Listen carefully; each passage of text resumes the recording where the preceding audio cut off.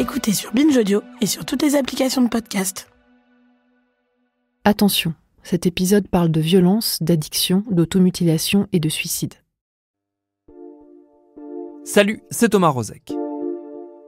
Comme tous les mois, il est temps de retrouver notre série Le Serment d'Augusta, un travail documentaire au long cours signé par Olympe de G et par le professeur Emmanuel Flamand-Rose, neurologue à la Pitié-Salpêtrière, et réalisé par Elisa Grenet. Une série qui explore les nombreuses transformations et questionnements qui traversent le monde médical. Dans ce dernier épisode de cette première saison, on va parler des oubliés du soin. Bienvenue dans Programme B.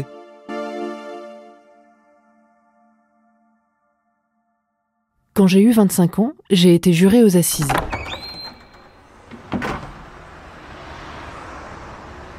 Le premier jour de ma convocation, je me suis rendue au palais de justice sur l'île de la Cité. Pour la première affaire, je n'ai pas été tirée au sort. À nous, les jurés qui ne siégerions pas, il a été proposé de visiter le centre Paris La Santé.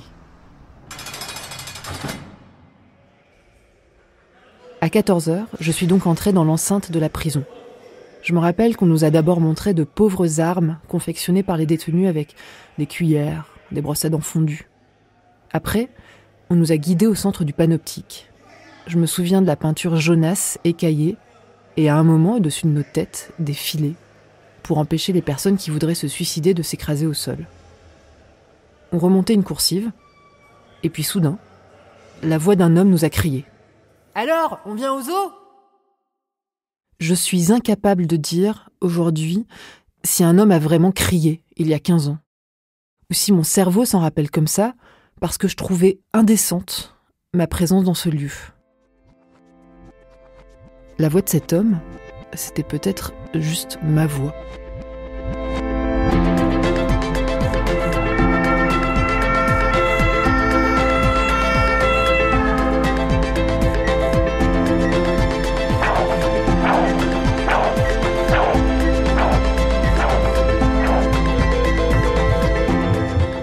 Le Serment d'Augusta, épisode 6. Je tournerai mon regard vers celles et ceux que l'on oublie.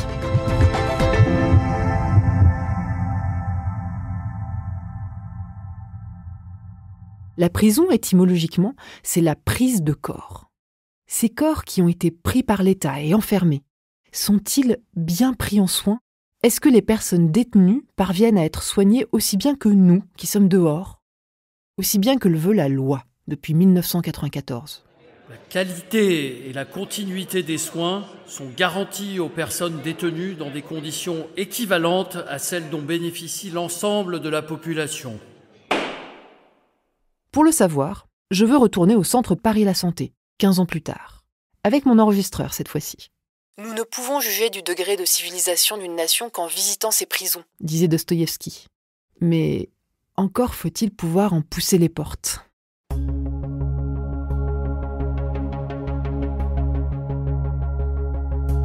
La méfiance de l'administration pénitentiaire vis-à-vis de ma requête est palpable. J'envoie des relances et des relances et des relances, on me balade. Pourquoi ? Didier Fassin, je suis anthropologue et médecin et je suis professeur au Collège de France. Alors d'abord, la prison est une invention récente, disons remontant à la fin du XVIIIe siècle. La prison a été conçue comme une peine, premièrement, qui était alternative à des peines plus graves, notamment des formes de supplice, voire de mise à mort, et d'autre part, une peine qui pouvait être proportionnée. C'est-à-dire qu'en fonction de la gravité du délit, eh bien, on avait des durées de peine, ce qu'on appelle des quantums, qui pouvaient être plus ou moins importants. La prison était considérée comme un progrès humaniste. Voilà pour la théorie. En pratique, les conditions d'enfermement sont dénoncées pour leur indignité depuis la période révolutionnaire.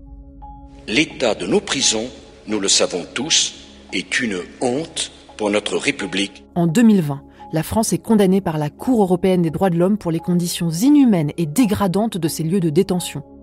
En décembre 2022, le Conseil de l'Europe sonne les cloches à la France. La situation s'est encore aggravée. Je m'appelle Dominique Simoneau. Je suis contrôleur général des lieux de privation de liberté depuis octobre 2020. C'est une autorité administrative indépendante. Je suis totalement libre de parole. On assiste à des choses, on visite des lieux qui sont proprement aberrant. Là, je sors d'une prison où donc, des minuscules cellules où les gens sont 3, un matelas au sol. Bon, cet endroit en plus était bourré de punaises de lit, de cafards, et les gens sont piqués. Ils vous montrent leurs piqûres sur leurs bras, tous leurs membres, leur corps, des vieilles piqûres. C'est insupportable de voir ça parfois. La crasse, c'est pas nettoyé, c'est pas... Je sais pas, c'est... Je cherche le mot, quoi. Archaïque. Oui, archaïque. C'est en fait une punition qui s'apparente pour moi au châtiment corporel d'antan.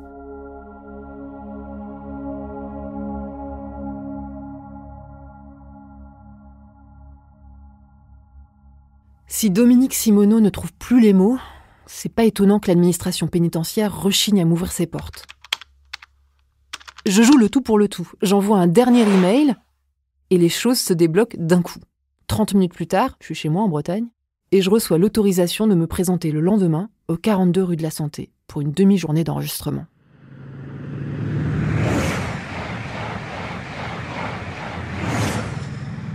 Venez, je vous emmène avec moi. Je vous propose qu'on se mette, le temps de cet épisode, un peu dans la peau de Camille.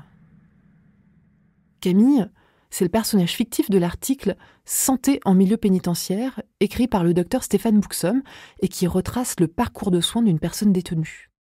Bon, Didier Fassin trouve que le prénom Camille, c'est pas très représentatif de la population carcérale. Le choix du prénom Camille, il est assez étrange dans l'étude que j'avais faite dans une maison d'arrêt. 76% des hommes qui étaient enfermés, qui étaient soit des personnes noires, pour une grande partie africaines, soit des personnes arabes, du Maghreb essentiellement, et avec une petite minorité de Roms. On n'est évidemment pas égaux devant la peine et le châtiment. On a une surreprésentation des milieux populaires d'appartenance ethno-raciale.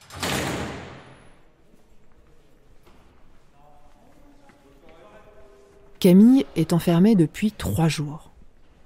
D'abord, 48 heures en garde à vue, puis à la maison d'arrêt Paris-La Santé depuis hier. Ah non, mais en même temps, si Camille est arrivée là, c'est que Camille a quand même gravement déconné. Hein. Eh ben, pas forcément.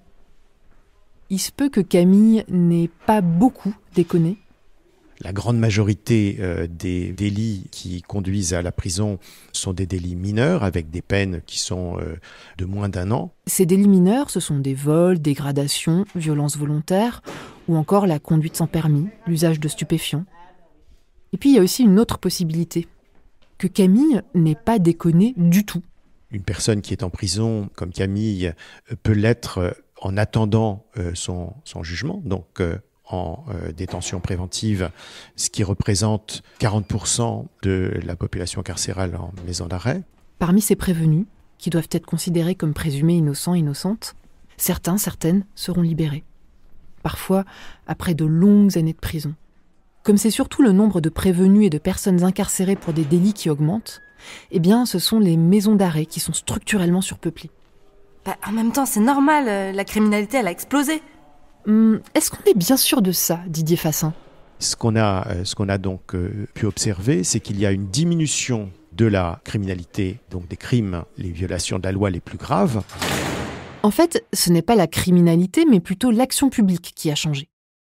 On crée de plus en plus d'infractions, et puis pour les mêmes faits, on condamne plus à la privation de liberté.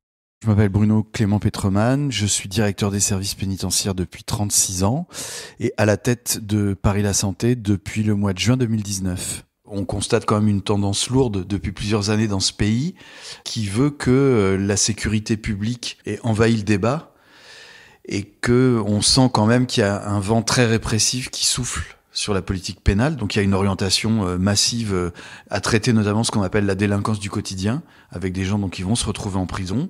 Et en plus, à très court terme, les autorités judiciaires parisiennes nous disent très clairement que il va y avoir, avec les Jeux Olympiques de 2024, une volonté de donner de Paris la plus belle image qui soit, puisqu'il va y avoir des millions de touristes qui vont affluer à cette occasion-là. Ce sont les mots mêmes qui sont utilisés par les magistrats. Il va falloir qu'on nettoie les rues de Paris. Donc nous, on s'attend à des incarcérations massives et à une hausse des détentions, vraisemblablement dans les mois qui viennent. Ça a déjà commencé.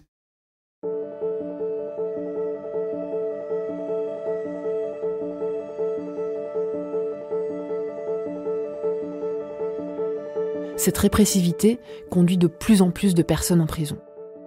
On comptait environ 20 000 détenus en 1955.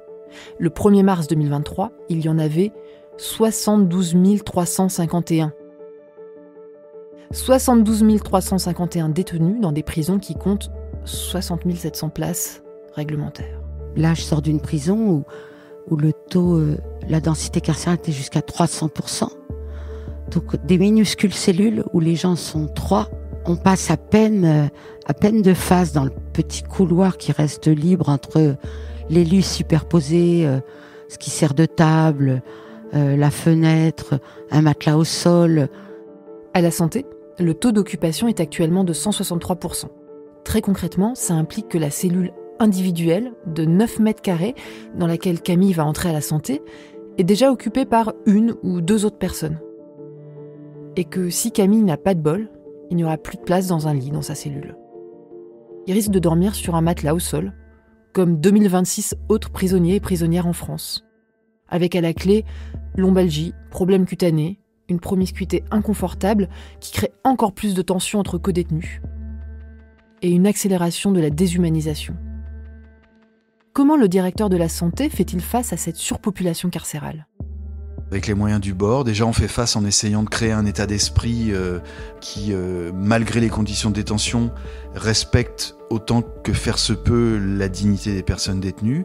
Et pour moi, l'urgence dans les mois qui viennent, c'est de traiter la question des gens qui dorment sur un matelas au sol. Donc on a un projet de rajouter des lits, un deuxième lit dans les cellules dans lesquelles il n'y en a qu'un, ce qui va nous permettre d'absorber les 130 et quelques matelas qu'on a aujourd'hui au sol, d'avoir une petite marge. Et puis après, on verra.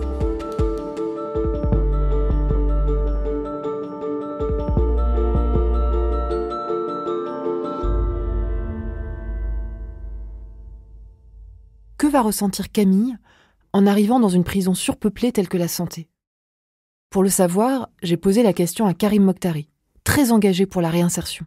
Karim Mokhtari, marié, 2 enfants. Je suis directeur d'une association qui s'appelle Sans Murs, avec laquelle j'interviens en prison, mais pas que. Mon créneau, c'est la prison, c'est la réinsertion, c'est la récidive, c'est la violence, c'est la colère, c'est le terrorisme.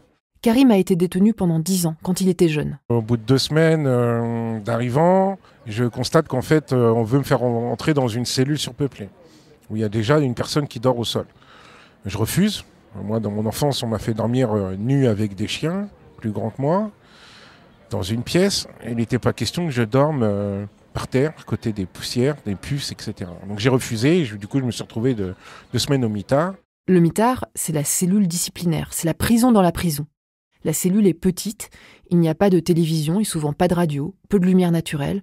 On y est enfermé 23 heures par jour. Et en revenant du mitard, je rentre dans une cellule où il y a une vraie place, avec un vrai lit. Il est 15 heures, il y a 3 personnes, un jeune de mon âge, un SDF qui fait ce qu'il faut chaque hiver pour passer 3-4 mois un peu plus au chaud, même si c'est très sale. Au centre Paris-La Santé, l'administration pénitentiaire m'a permis de parler avec quelques patients détenus. Ils sont 5 à se présenter à l'unité sanitaire. Ils ont été triés sur le volet. Tous, sauf un, sont logés au QB1, dit Respecto. Un quartier réservé aux détenus modèles, avec un régime de portes ouvertes, des cellules plus vastes, bref, des conditions de détention plus privilégiées. Ils me disent tous qu'ici, ils sont bien lotis. L'un compare le QB1 à un quartier VIP, l'autre évoque un vrai paradis en comparaison avec les autres prisons. Mais quand on leur parle d'autres quartiers que le QB1 ou d'autres maisons d'arrêt, comme Karim, mes interlocuteurs évoquent des conditions de détention hardcore. J'ai 43 ans. Je suis incarcéré à la maison d'arrêt de la Santé depuis 3 mois. Mais dans les autres prisons, déjà, il n'y avait pas la douche dans la cellule. Les cellules étaient vétustes. Le personnel était ingrat avec les détenus, ne respectait pas les détenus. Je me présente Mamoudou. Je suis à la santé depuis 4 mois. Moi, j'ai fait Fleury, j'ai fait Villepinte, et déjà que c'est assez petit. Si c'est pour nous mettre à 3 dedans, c'est encore pire. Et ouais, c'est pas facile, quoi, c'est compliqué. Il n'y a pas de place, c'est serré. Le mec qui dort par terre, c'est difficile pour lui aussi. Et voilà, quoi, c'est pas normal, quoi. Et pire chose, avant tout, déjà, c'est la violence, parce que ça peut aller très vite. Et ouais, c'est pas une vie. C'est pas normal, quoi.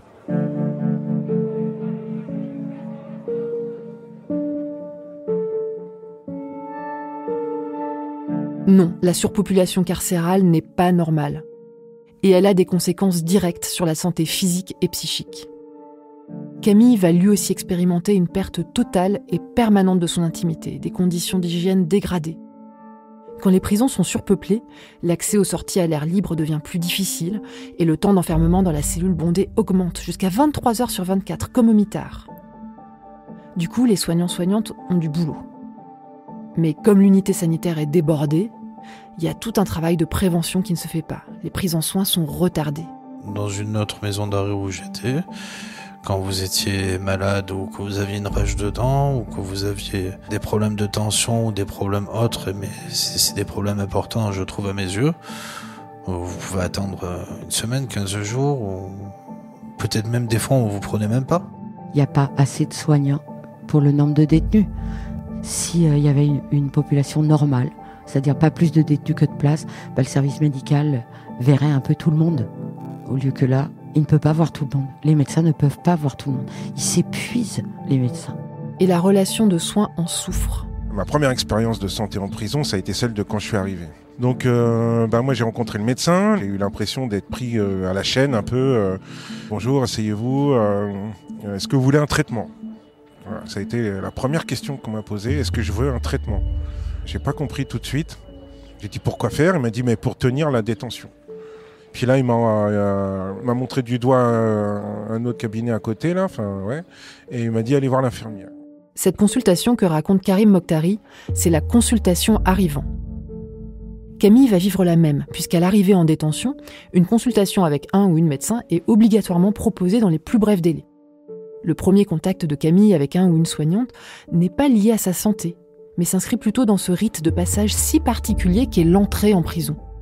Pour que Camille passe du monde libre au monde de la peine, on l'a privé de ses objets personnels, mis à nu, on lui a fait une fouille corporelle, on lui a attribué un numéro d'écrou. Le sociologue Erving Goffman, qui a beaucoup travaillé sur les lieux d'enfermement, parle dans Asile d'un processus de mortification des entrants. Quand on entre dans ce que Goffman appelle une institution totale, c'est-à-dire une institution où des individus sont coupés de l'extérieur et où leur vie est réglée de façon homogène, sans leur consentement, eh bien, toute cette cérémonie d'admission va nous mettre en condition, nous programmer, nous niveler, pour nous transformer en un objet assimilable par l'administration de l'établissement.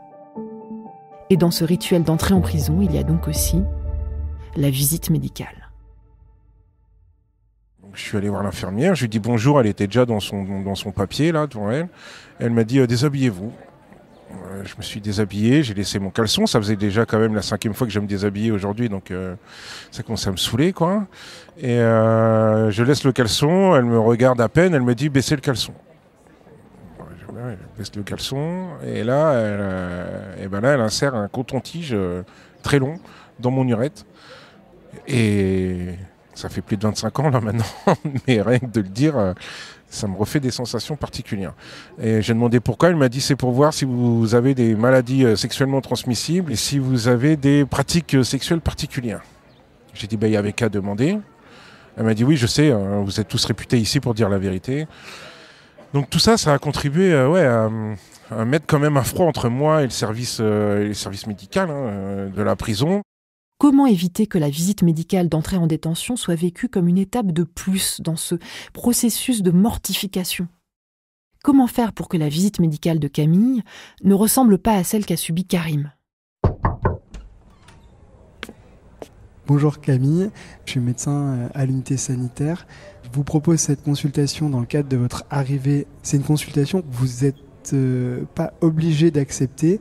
et qui doit nous servir de faire le point sur votre état de santé pour vous proposer les meilleurs traitements et la meilleure orientation, et puis vous proposer un certain nombre de dépistages de maladies.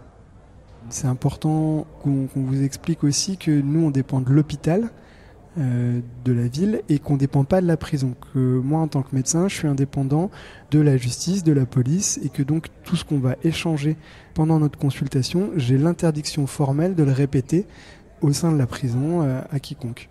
Vous pouvez me parler de ce qui vous amène en prison, mais moi, je n'irai pas vérifier, simplement parce que ça vous appartient de décider de ce que je dois savoir ou pas. S'il y a des éléments qui sont importants pour moi dans le soin, je vous poserai la question. Mais je n'irai pas vérifier pourquoi vous êtes là. Je suis Stéphane Bouxam, je suis médecin généraliste et j'ai exercé pendant 3 ans en prison, en maison d'arrêt et en centre de détention. La consultation médicale arrivante, elle a pour objectif de faire le point sur l'état de santé de la personne pour éviter une rupture de médicaments, une rupture de soins. Elle a aussi pour objectif de limiter la propagation au sein de la prison de certaines maladies contagieuses. Et puis, il y a aussi une dimension qui est importante, qui est normalement d'essayer de prévenir ou de dépister les risques suicidaires. Donc on voit à travers ces objectifs qu'en fait, ils sont très variés et ils s'adressent à la fois à la personne et à la collectivité détention.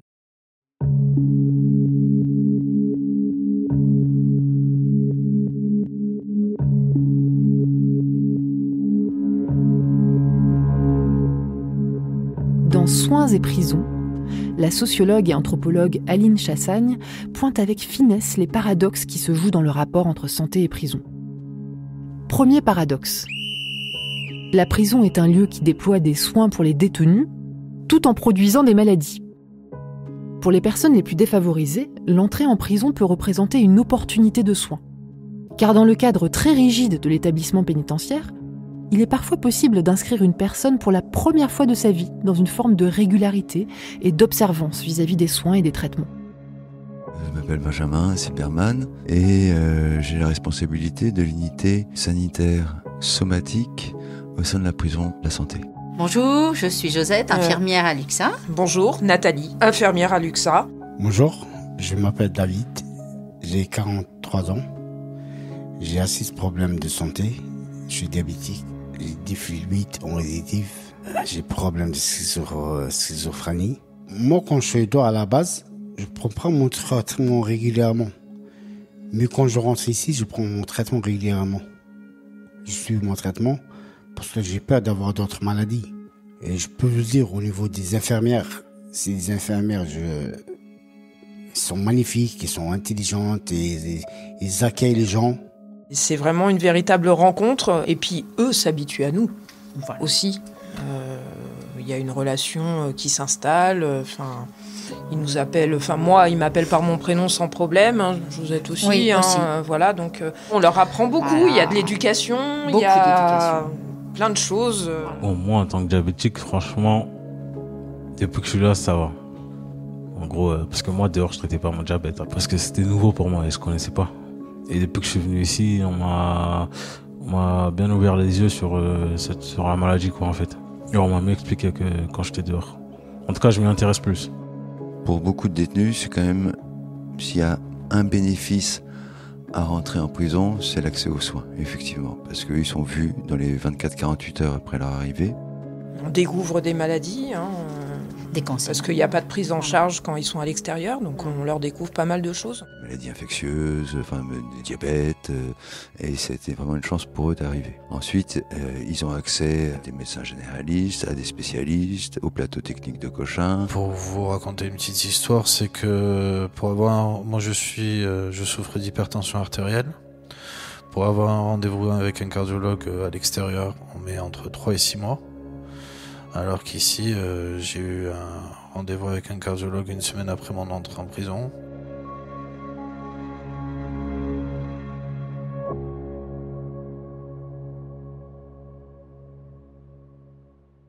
L'unité de la santé est quand même un cas à part.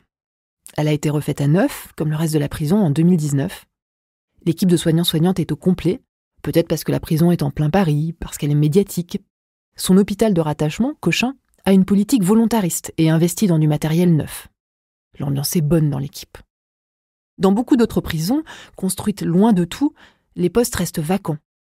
Les hôpitaux ne consacrent pas forcément l'argent qu'ils reçoivent de l'ARS pour financer les unités sanitaires. Le matériel y est vétuste ou absent. Alors certes, même dans ces cas de figure moins idyllique, il y a une opportunité de soins. La prison peut être une occasion de dépistage, de traitement, d'éducation thérapeutique, de création d'une relation de confiance soignant-soigné.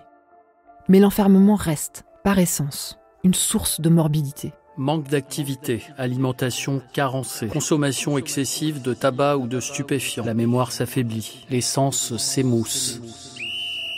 Second paradoxe relevé par Aline Chassagne. La prison est un espace qui favorise et limite à la fois les possibilités d'accéder aux soins. Car si la prison réduit la distance en mètres entre le malade et les soignants, à l'intérieur de la prison, la distance se mesure en nombre de portes à franchir.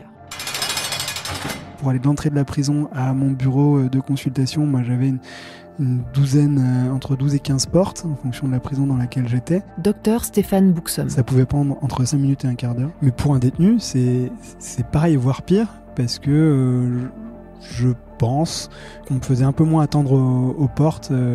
On pourrait se dire que Camille, comme finalement son lieu d'habitation c'est à quelques mètres du bureau de consultation, c'est facile d'accéder à la consultation et que finalement Camille a que ça à faire de ses journées, de se soigner. Mais Camille, à l'heure du rendez-vous, peut peut-être avoir un parloir qui est programmé et Camille peut avoir un rendez-vous qui l'attend avec le conseiller d'insertion, avec l'assistance sociale. En fait, c'est complètement illusoire de penser que la personne n'a que le soin et en plus, c'est illusoire de penser que le soin doit être absolument la priorité dans la vie de la personne.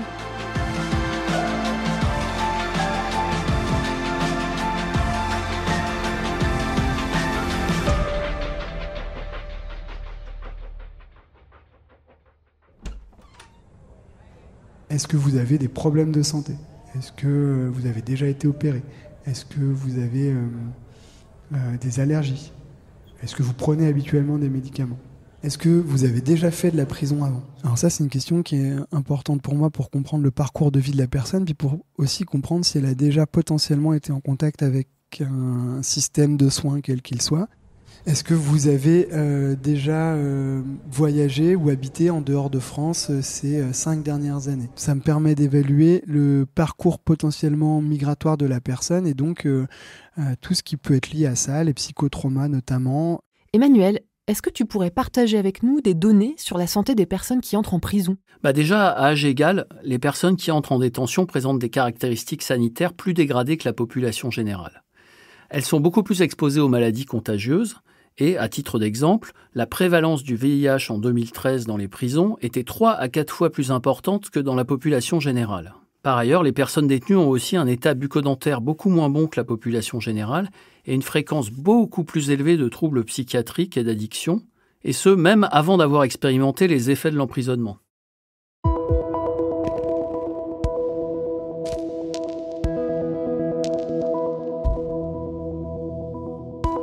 Dans son ouvrage Soins et prison, Aline Chassagne enfonce le clou. La population carcérale est si vulnérable sur le plan de la santé qu'elle vieillit plus vite. Elle cite une étude américaine selon laquelle l'âge physiologique des détenus serait de 10 ans supérieur à leur âge réel. Ce vieillissement prématuré, ces problèmes de santé, c'est avant tout la trace de la précarité. Et parfois des chemins migratoires dans des parcours de vie accidentés.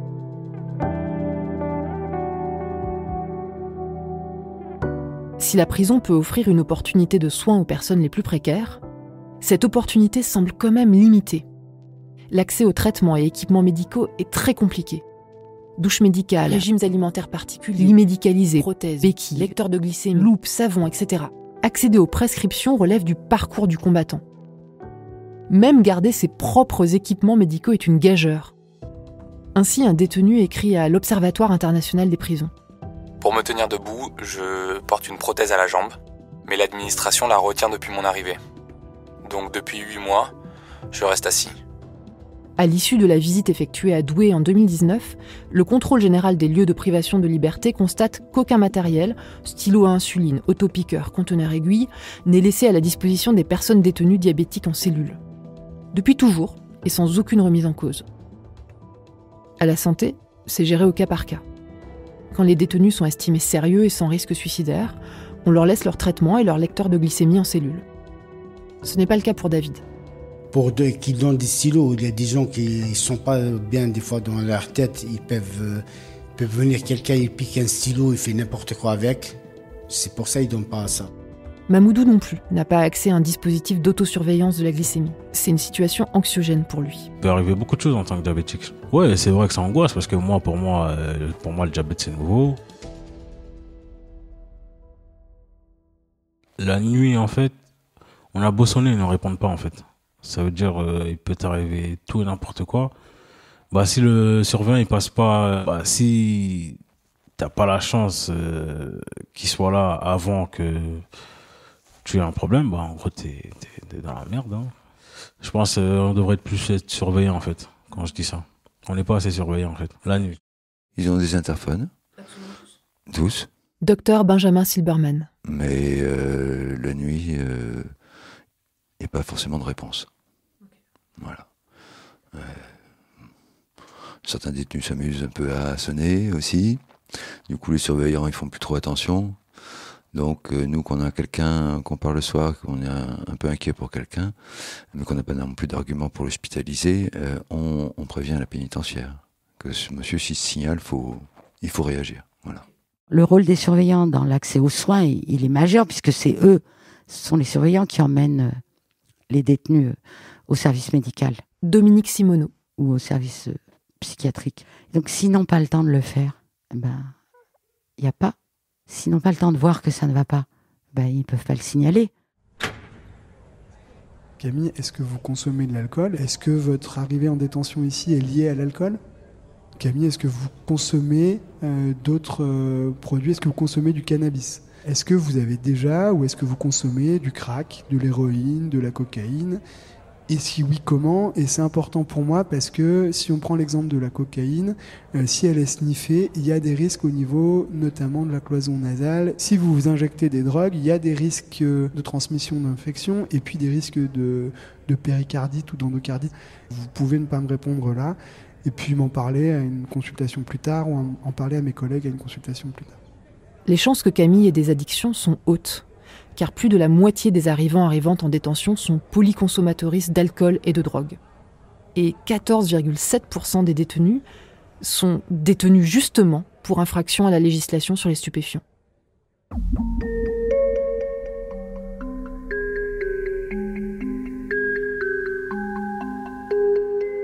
Ce nombre élevé est notamment lié à la forte criminalisation des stupéfiants. Depuis les années 70, le nombre d'interpellations pour infraction à la législation sur les stupéfiants a été multiplié par 60. Sans faire baisser les niveaux de consommation pour autant, ils auraient même tendance à augmenter.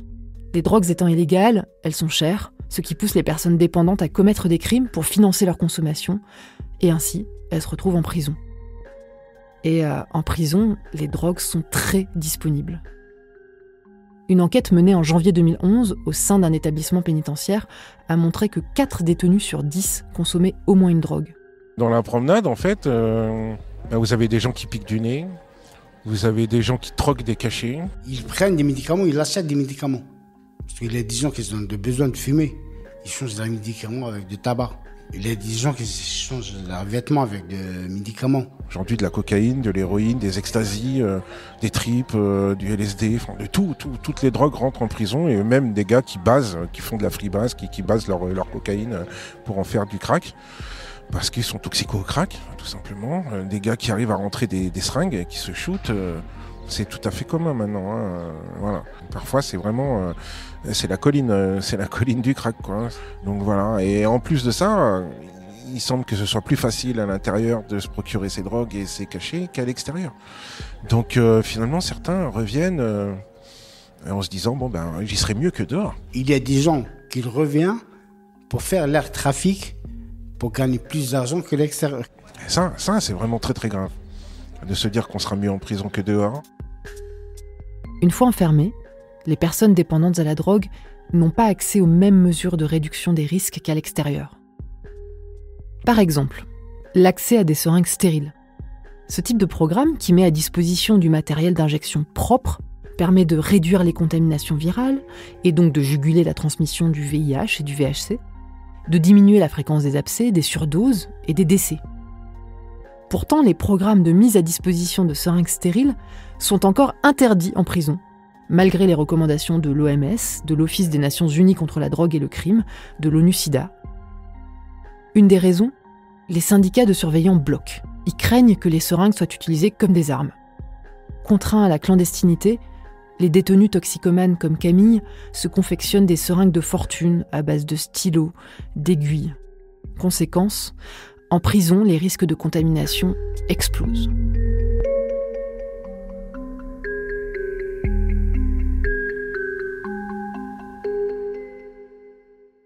Quant au traitement de substitution aux opiacés, il y a environ 7% des personnes détenues qui en prennent. Le souci, c'est que ces traitements peuvent être détournés de leur usage médical. C'est le cas du Subutex, normalement pris en sublingual, qui peut être sniffé ou injecté pour se défoncer. Le Subutex, il y a des gens qui sniffent le Subutex, il y a des gens qui fument le Subutex. Moi, ils m'ont ramené une fois, je dormais avec quelqu'un qui a sniffé le Subutex. Le lendemain, j'ai demandé changement de cellule, c'était fait. Si vous voyez quelqu'un qui fume Subutex et il dort, je dis, il va mourir. Pour éviter ce mésusage et empêcher que des personnes subissent des pressions pour redistribuer leurs médicaments, les soignants font en sorte que les traitements se prennent devant les infirmiers et infirmières à l'unité sanitaire. Mais il reste toujours possible de cacher le comprimé dans sa bouche, de le recracher, de le faire sécher dans un couvercle en métal. Si Camille demande lors de la consultation arrivant un traitement de substitution aux opiacés, son médecin va vérifier qu'il en prenait bien à l'extérieur. On imagine bien que tout le monde ne sort pas en ville avec ses ordonnances sur soi et que le jour où la personne se fait incarcérer, elle n'a pas forcément ses ordonnances sur elle. Et donc parfois, on est obligé de faire un dépistage de substances dans les urines pour voir si la personne elle en consommait effectivement et pour pouvoir réintroduire le traitement. Et ça met dans une position qui est un petit peu complexe parce que on a à la fois en face de nous une personne qui est en demande de soins.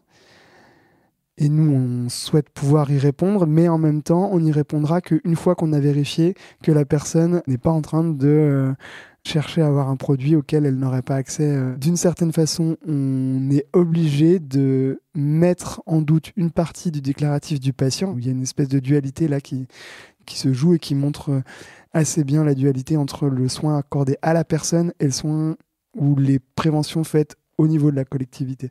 Alors pour vérifier que la personne elle est actuellement en cours de traitement de substitutif, on peut aussi contacter avec l'accord de la personne le service ou le médecin qui est à l'origine habituellement des prescriptions, voire la pharmacie.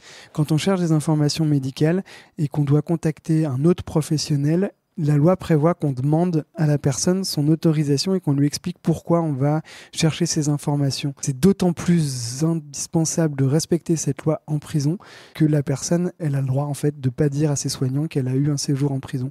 On se plante si on pense qu'on va juste prendre une information. On va aussi, en se présentant, donner l'information que la personne elle a été suivie en prison.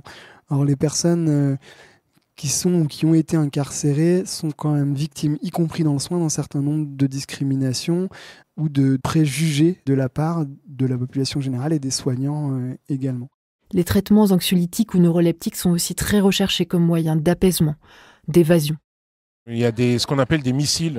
Donc, les missiles, ce sont des projectiles qui sont envoyés de l'extérieur à l'intérieur de la prison par des gens. Karim Mokhtari. Dans des balles de tennis ou dans du scotch. Et là, au bout de 20 minutes, il y a une balle de tennis qui arrive de l'extérieur et qui éclate dans la promenade. Elle était remplie de cachets. Et j'ai vu à ce moment-là des gens dans la prison se mettre à quatre pattes pour gober ces cachets, qui pour certains étaient tombés dans des flaques d'urine. Ils savaient très bien qu'ils étaient vus et reconnus, puisqu'il y a caméra, mirador, surveillants, détenus. Mais je crois que c'était plus fort qu'eux. Ça m'a fait peur. Ça m'a fait peur parce que je me suis dit, bon sang, est-ce que moi aussi je vais devenir comme ça? Mais c'est souvent des traitements neuroleptiques, c'est des trucs du type tertian, Seresta, Rupnol, des trucs qui vous assomment complètement. Vous dormez 8 heures, vous vous relevez dans le coltard, vous allez aux toilettes, vous en reprenez un et puis vous repartez pour 8 heures. J'en ai vu ne même pas contrôler leur bave. Voilà, se lever juste pour aller faire leurs besoins. À force de voir vos co-détenus se droguer et puis passer à côté de la réalité, donc moins souffrir, vous pouvez être tenté. Et donc il y a des gens qui tombent accros en prison, dans leur cellule, alors qu'ils n'étaient pas tombés pour ça, ils n'avaient jamais eu de lien avec ça auparavant. Camille, est-ce que vous avez déjà rencontré un médecin psychiatre? Est-ce que vous avez déjà été hospitalisé en psychiatrie? Est-ce qu'il vous arrive de broyer du noir ou de vous sentir particulièrement triste ou au contraire de vous sentir particulièrement heureux, ravi, rapide? Camille, est-ce que ça vous arrive d'entendre des gens qui vous parlent alors que vous ne les voyez pas forcément? Est-ce qu'il vous arrive qu'autour de vous on vous dise que vous êtes bizarre?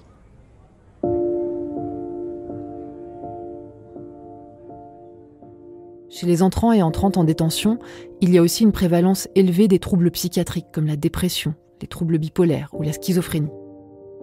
Au fil des ans, des gouvernements, les personnes atteintes de troubles mentaux se retrouvent de moins en moins prises en charge par l'hôpital. Le nombre de lits en établissement psychiatrique public a été divisé par 5 en 40 ans, sans que les soins ambulatoires aient vraiment pris le relais, faute de moyens. Sans soins, les personnes psychiquement vulnérables et très précaires peuvent pratiquer une délinquance de survie, commettre des infractions, se retrouver devant les tribunaux. Tribunaux où, à l'instar des toxicomanes, les personnes souffrant de troubles psychiatriques sont surpénalisées. Lorsque le discernement est dit altéré, c'est-à-dire que vous êtes à moitié responsable, mais pas tout à fait, mais quand même vous l'êtes, eh bien je dirais que loin d'excuser comme ça devrait les actes de ce que je vois dans les tribunaux, la sanction pénale s'alourdit. Pourquoi ? Parce que je crois que la folie fait peur. Les statistiques montrent que les peines tombent plus durement sur quelqu'un dont le discernement a été altéré. Car même à la justice, la maladie psychique peut faire peur. Dans les imaginaires, les figures du criminel et du malade mental se confondent pour n'en former qu'une, celle du fou dangereux. Avant d'être considéré comme quelqu'un qui souffre, le malade mental est considéré comme quelqu'un qui fait souffrir la société. Ce n'est donc pas quelqu'un qu'il faut soulager, mais quelqu'un qu'il faut neutraliser.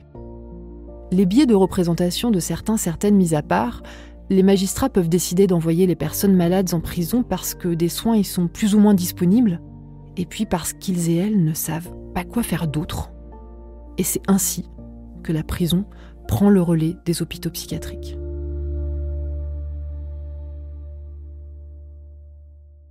Ce déplacement de l'hôpital psychiatrique vers la prison est d'autant plus préoccupant que la prison aggrave l'état des personnes qui seraient déjà porteuses de troubles psychiatriques. Imaginez que vous êtes 20 heures sur 24, ce qui est un minimum, enfermé dans votre cellule, avec 2 autres personnes que vous n'avez pas choisies. Imaginez, comme nous l'a écrit un détenu, nous étions avec nos 2 co-détenus lorsqu'on nous a envoyé un fou qui hurle du soir au matin. Donc, dans la cellule, il voulait plus de cet homme. Alors déjà, j'imagine la souffrance de cet homme perturbé qui est là, enfermé, avec 2 personnes qu'il ne connaît pas. 2 surveillants l'ont ramené de la douche et les détenus, les 2 co-détenus l'ont repoussé violemment. Et les surveillants ont repoussé l'homme dans la cellule. Et ça a duré comme ça 10 minutes. Et jusqu'à ce que les surveillants réussissent à pousser violemment le type dans la cellule et à fermer vite la porte. Et le détenu qui nous écrit ça, il nous dit et là le fou, il l'appelait comme ça, mais je trouve que c'est pas un mot du tout péjoratif, ni dans ma bouche, ni dans la sienne d'ailleurs. C'est un beau mot, fou. Et il dit le fou, il s'est tassé sur lui-même, il s'est assis sur son matelas par terre et il disait plus rien. Il a dit nous on était morts de honte, je crois qu'on est devenus des monstres. Non, ils sont pas devenus des monstres. On fait d'eux un peu des monstres, mais c'est les circonstances qui veulent ça. Et les surveillants, ni les détenus ne sont infirmiers psychiatriques et ne savent pas s'occuper des gens qui sont atteints de troubles psychiatriques. Or, on évalue à plus de 30% les détenus atteints de troubles psy. Et en fait, la prison joue le rôle de l'asile d'antan. Et c'est un spectacle... mais horrible quand je sais pas. L'enfermement ne permet pas de gérer ses angoisses en marchant, en s'aérant, en passant un coup de fil à un ou une proche. Le risque de décompenser est majoré par le stress, par le manque de sommeil, la confrontation permanente à la violence, la déshumanisation, parfois par la prise de drogue ou par des états de manque gravissimes dus à un sevrage non accompagné. En 2016, l'ONG Human Rights Watch considère que les conditions de détention en prison sont tellement inappropriées pour les personnes souffrant de troubles psychiatriques qu'elle parle de double peine. Il y a toute une école de psy qui dit qu'il faut mettre le fou face à ses responsabilités, face à ses actes, n'est-ce pas ? Alors, c'est peut-être très bien, mais là, actuellement, c'est positivement irresponsable d'envoyer des gens dans des endroits pareils, des gens qui souffrent de troubles mentaux. Les recherches menées par Human Rights Watch en 2015 montrent que la qualité des soins de santé mentale varie beaucoup entre les prisons françaises. Certaines sont dotées d'une unité de soins en santé mentale, avec toute une équipe de psychiatres et de psychologues, mais l'implantation de ces structures est inégale. Dans beaucoup de prisons, la pénurie de professionnels de santé est avérée. On était dans un centre de détention, c'est-à-dire pour longue peine, et on est tombé sur une unité où vivaient 17 détenus. Et là, l'équipe a découvert 17 grabataires, alors obèses, handicapés, fous. Il y avait un monsieur qui grignotait tout ce qui était en plastique. Quand on l'a trouvé, il grignotait son réveil. Il passait sa vie à grignoter tout. Un autre qui n'avait pas de jambes. Et ceux qui ne pouvaient pas se lever étaient dans des lits certes médicalisés, mais ils baignaient dans leurs excréments parce que l'aide-soignante passait que 2 fois par semaine. Donc ils n'étaient pas changés. Vous imaginez ? Et non seulement ça, mais les portes de l'unité étaient trop petites pour laisser passer les lits médicalisés. Donc en cas d'incendie ou de n'importe quoi, les détenus qui ne pouvaient pas bouger auraient cramé avec le reste.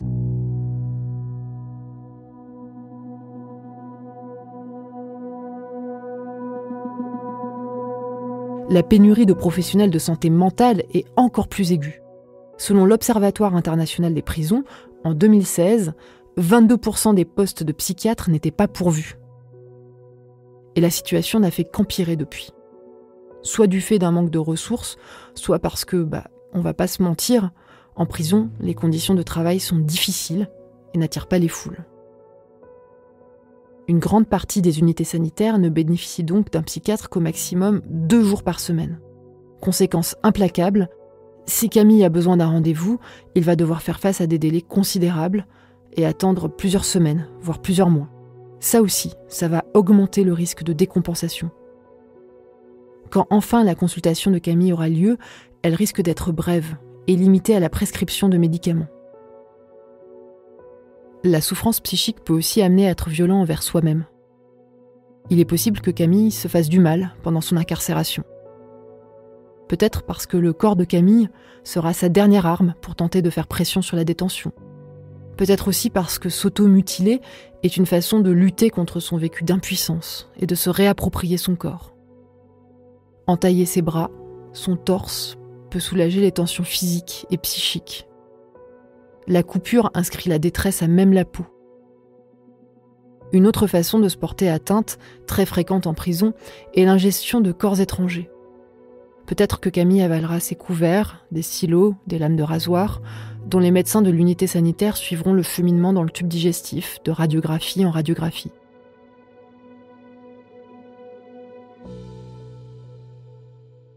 Et puis, il y a l'atteinte au corps la plus radicale, le suicide. J'ai été condamné à 90 jours de mitard.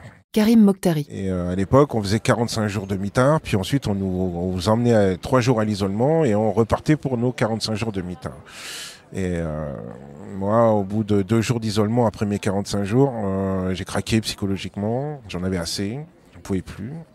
J'ai décidé de mettre mon tabouret sur la table, de déchirer mes draps, de faire un nœud, de l'accrocher au tuyau,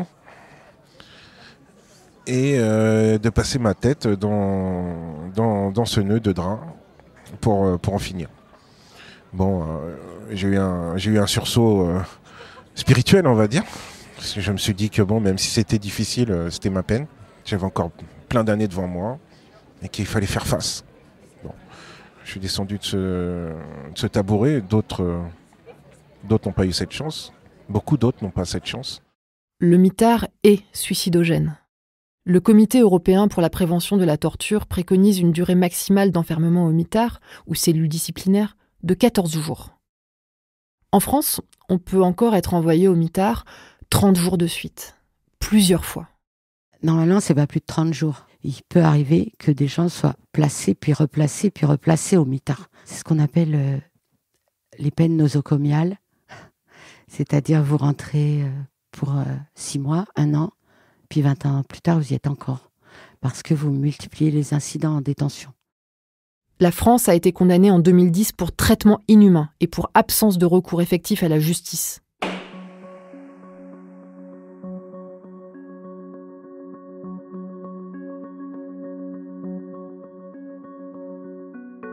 Le geste suicidaire, il n'est pas forcément pathologique. En revanche, la détention est indéniablement suicidogène. On se suicide 7 fois plus en prison qu'au dehors. Au mitard, le risque suicidaire est 9 fois supérieur à celui en cellule ordinaire. Camille, est-ce que vous avez déjà eu des idées noires dans votre vie? Est-ce que ça vous est arrivé? Est-ce que vous avez déjà fait des tentatives de suicide? Dans quel contexte c'était? Est-ce que dans votre famille, il y a des personnes qui ont fait des tentatives de suicide? Est-ce que aujourd'hui, vous avez encore des idées noires? Est-ce que vous avez aujourd'hui des envies de mourir? Et si oui, est-ce que vous savez comment vous voulez vous y prendre? Est-ce que vous savez que pour nous, c'est une urgence médicale, le fait que vous ayez des idées suicidaires et qu'on est là pour essayer de vous accompagner et qu'on peut vous proposer un certain nombre de choses? Comment est-ce que vous dormez habituellement? Est-ce que le soir, vous arrivez à vous endormir? Est-ce que vous réveillez la nuit? Est-ce que quand vous vous réveillez, vous avez des choses qui tournent dans la tête? L'évaluation du risque suicidaire, surtout sur cette première consultation, c'est quelque chose que je trouve moi très difficile. Je crois qu'il est essentiel, mais comme partout quand on veut évaluer un risque suicidaire, de poser les questions très clairement aux patients. Ces questions, on a toujours une appréhension à les poser en tant que soignant, avec une espèce de crainte qu'en posant ces questions, on va générer un risque suicidaire. En fait, non. Au contraire, parce que ça permet d'expliciter aussi à la personne que ça fait partie des urgences pour nous et qu'on est là pour ça aussi. Donc c'est aussi une occasion d'expliciter notre rôle et de se présenter comme un recours potentiel en cas d'idée suicidaire.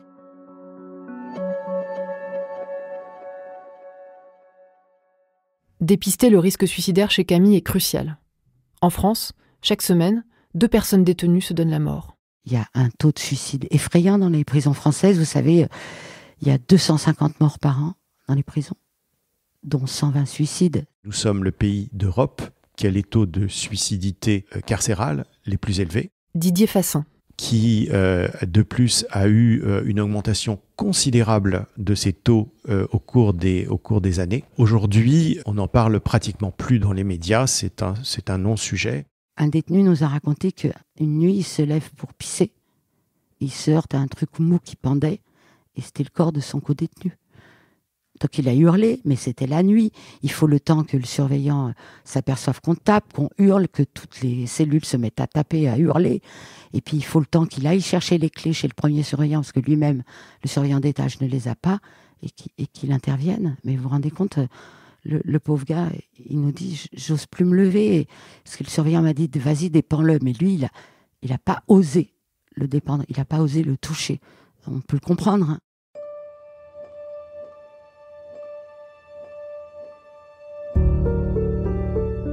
Ce que l'on observe, c'est qu'il y a des facteurs particuliers qui vont faciliter la commission d'un suicide. C'est premièrement les débuts de séjour en prison, ce qui a comme conséquence le fait de vraiment s'interroger sur « fallait-il mettre cette personne en prison ?» Et notamment en ce qui concerne les peines courtes, qui correspondent donc à des délits mineurs, souvent commis en récidive. Est-ce que ça justifiait véritablement la prison ? Le suicide est la première cause de décès en prison. Alors la pénitentiaire met le paquet pour lutter contre ces suicides. Intensification des rondes de nuit, cellules de protection d'urgence avec des murs complètement lisses pour éviter les pendaisons, pyjama en papier déchirable, couverture inifugée. Pour Bruno Clément Petroman, directeur de la santé, cette surveillance protège les personnes vulnérables mieux qu'à l'extérieur. À l'extérieur, vous avez des tas de gens qui vont pas bien, on le voit pas, on le sait pas, personne ne dit rien, ça peut finir par des drames. En prison, c'est beaucoup plus compliqué parce que on est sous l'observation permanente à la fois du personnel pénitentiaire, des co-détenus, des soignants. Ici, il y a quand même la chance qu'à un moment, on puisse dire attention, lui, je trouve qu'il va pas bien, il évolue pas dans le bon sens, il prend plus la gamelle, il sort plus en promenade, il y a quelque chose qui va pas.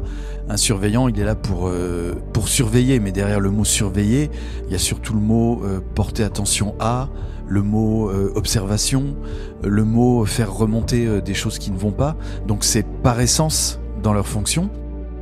Si Camille est repérée comme étant un risque suicidaire, alors la surveillance s'intensifie. Les rondes de nuit se font plus fréquentes dans sa coursive. Toutes les 2 heures, Camille est réveillée. La lumière est allumée dans sa cellule et on lui demande de faire un geste. Une attention qui malheureusement vient casser le sommeil de Camille, ce qui peut avoir un impact négatif sur sa santé mentale. Les jours passent et l'état de Camille inquiète de plus en plus. Voilà qu'on décide de le placer en cellule de protection d'urgence. Si la prison n'en dispose pas, ou si Camille exprime sa souffrance en criant par exemple, il pourra être envoyé à l'isolement ou au quartier disciplinaire, dans des habits de papier. Pourtant, isoler quelqu'un qui risque de se suicider, c'est prendre une mesure qui rompt le lien humain. Alors que la tentative de suicide est justement un appel à l'humanité. Alors que c'est le contact humain qui prévient le suicide.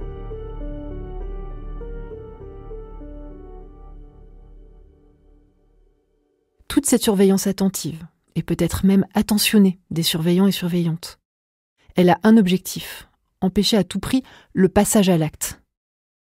Mais elle ne prend pas le mal à la racine. Elle n'apporte pas du soutien psychologique en amont. Elle ne réhumanise pas la détention.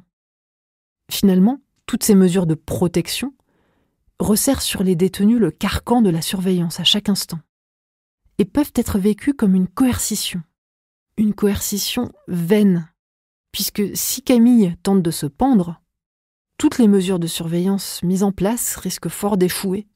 La ronde peut tomber trop tard. Il est possible que les voisins de Camille, dans des cellules adjacentes, trouvent soudain le silence pesant, donnent l'alerte en criant. Mais l'architecture de la prison en elle-même peut représenter une perte de chance pour la personne suicidaire. Les interphones, les grilles, les sas qu'il faut ouvrir peuvent se transformer en obstacles.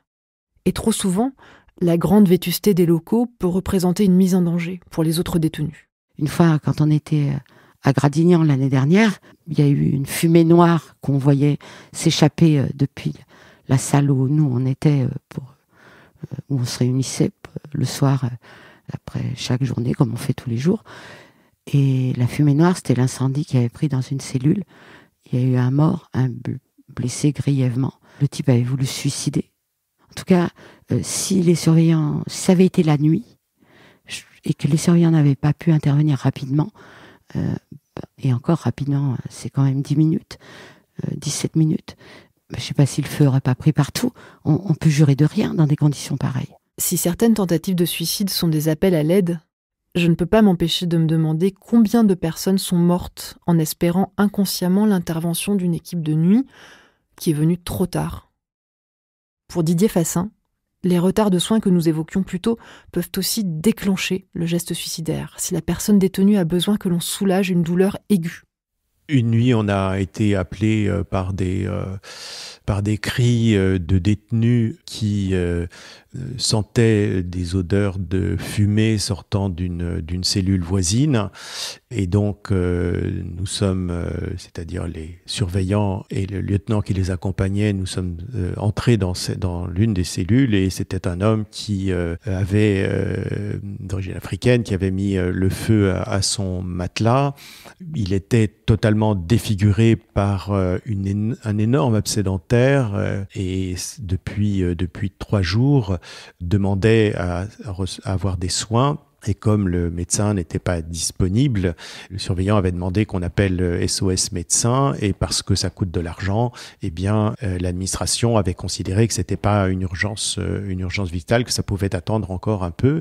Pour lui, ça ne pouvait plus attendre et donc n'ayant reçu ni antalgique ni antibiotique, sans parler bien sûr d'un traitement plus radical peut-être de soins de ses caries dentaires, eh bien il a mis le feu à son matelas et si nous étions intervenus venu quelques minutes plus tard, il est probable qu'il aurait été grièvement brûlé et peut-être même décédé par les vapeurs de son matelas et de ses draps en feu. Donc on voit comment des choses qui a priori peuvent sembler assez mineures, un abcès dentaire finalement c'est quelque chose que beaucoup de gens, dont beaucoup de gens peuvent avoir l'expérience. Eh bien lorsque c'est en prison et qu'on ne reçoit pas des soins, qu'on se sent totalement démuni, eh bien la chose peut devenir particulièrement tragique.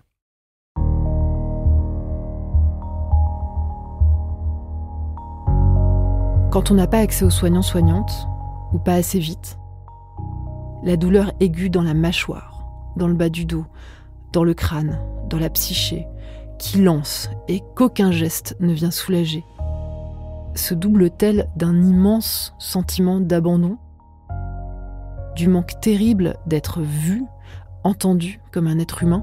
Je trouve important que dans la relation de soins, on garde l'idée qu'on a un humain, une personne en face de nous et que le reste impacte le moins possible cette relation interhumaine, quoi. C'est un peu théorique, ça fait un peu vœu pieux, mais c'est quand même quelque chose auquel je crois et un des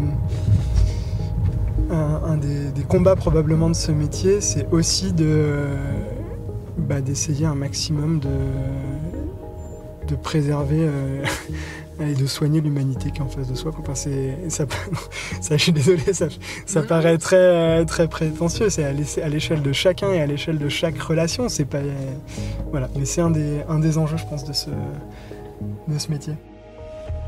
Ce qui compte, c'est d'avoir cet être humain qui vient voir un autre être humain dans une cage. De toute façon, c'est un regard d'équanimité.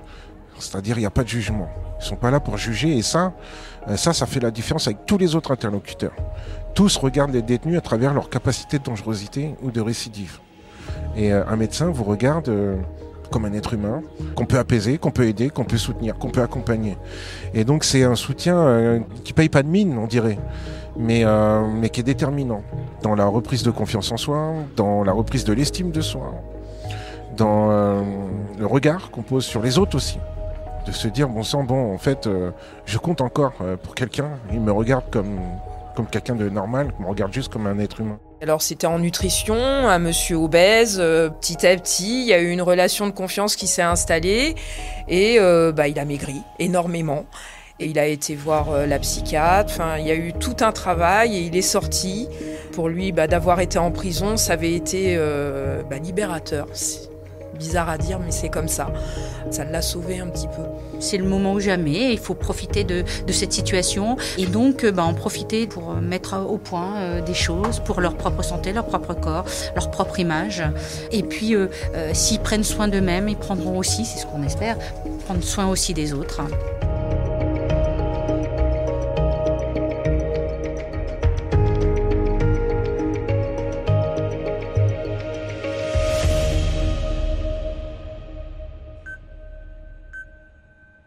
J'adore cette référence à l'humanité comme boussole pour le soin. Et il y a une autre idée qu'on aime bien, nous les soignants, c'est de dire qu'on donne le même soin à tous. On est très fiers de ça. Mais en fait, je suis un peu embarrassé de dire ça, mais si on regarde bien, c'est un peu chimérique. Il faut l'avoir en tête, bien sûr, mais au mieux, c'est une direction. Il y a des personnes qui sont dans des situations particulières dont on n'a pas vraiment idée, ou des personnes qui peuvent avoir un environnement socio-culturel qui nous est pas du tout familier, et ça complique l'interaction. Ça rend l'alliance thérapeutique plus difficile, et au final, on perd en qualité de soins. Et à mon avis, c'est un truc, faut pouvoir y réfléchir et faire une démarche volontaire, un effort supplémentaire pour aller chercher ces personnes et pour pouvoir leur offrir un soin qui s'approche de celui des autres.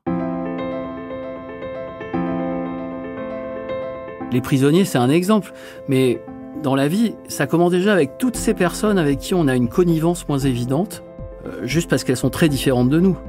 Et si on veut les soigner pareil, il va falloir y mettre plus d'énergie. Alors en effet, quand on est dans cette situation, je pense que la source d'inspiration, c'est l'être humain en face de soi.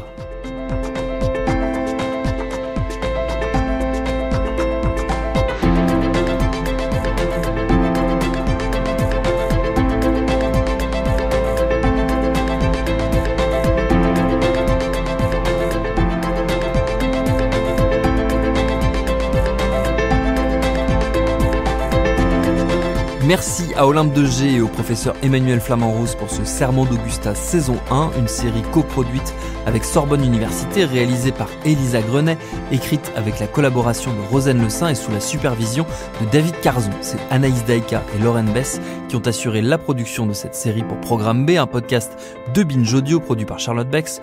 Tous nos épisodes, les anciens comme les nouveaux, sont à retrouver sur toutes vos applis de podcast. Cherchez-nous sur internet si vous voulez nous parler et à très vite pour un nouvel épisode.